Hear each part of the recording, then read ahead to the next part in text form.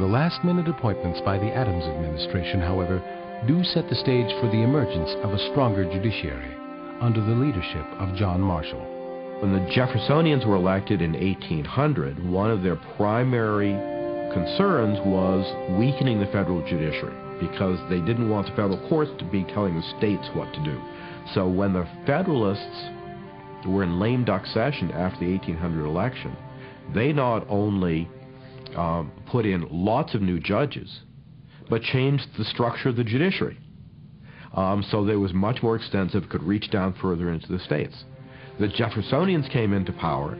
They repealed the act that the Federalists had passed, and then they tried to impeach some judges. One of them they impeached was an alcoholic, had outrageous behavior on the court. The other was a Supreme Court justice who was such a partisan Federalist that he would go around making inflamed speeches about how terrible Jefferson was. Now, that member of the Supreme Court, he was not removed from the bench, so a very high barrier was created. But there was constant battle over the state of the courts. In the most famous case of all Supreme Court cases, probably Marbury versus Madison. Marbury versus Madison involved a suit by Mr. Marbury, who had been appointed to office. The commission had been signed, but Jefferson had refused to have it delivered. Madison would have been the person delivering it as the Secretary of State. So the case, Marbury versus Madison, was Marbury trying to get his position.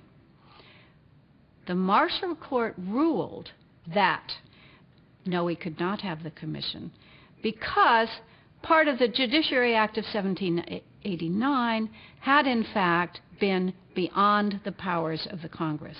So in a case which was really very minor, and in a case which denied what the plaintiff was seeking, Marshall expanded the dominion of the judiciary and really established the principle of judicial review.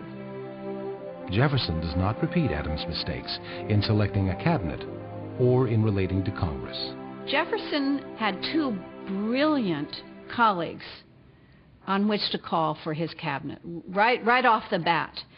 Albert Gallatin, who was born in Geneva, who had lived in western Pennsylvania, was a brilliant financier, had been in the House of Representatives in the 1790s, and he really carried the banner for the Jeffersonian Republicans. And they shared the same aims, which were cut taxes, reduce the deficit, which they did, they cut it out, and reduce the Army and the Navy.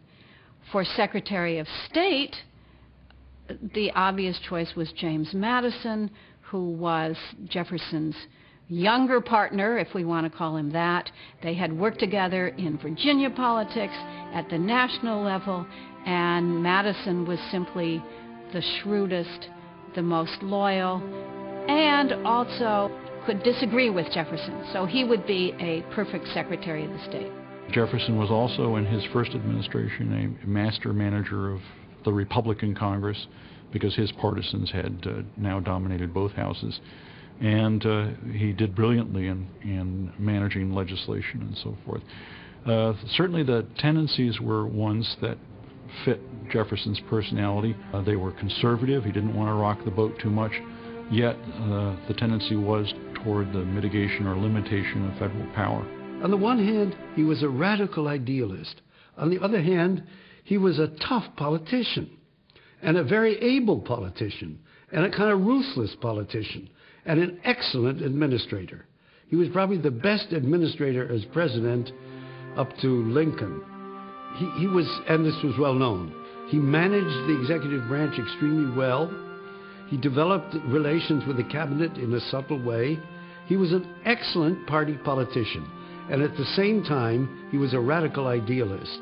And the result of this is, he is a person to whom people react to in very different ways.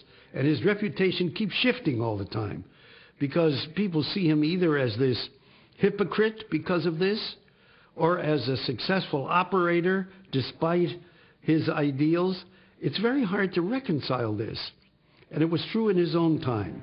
The two men who occupied the office of the presidency from 1796 to 1808 represent different styles and personalities, certainly, but also different points of view.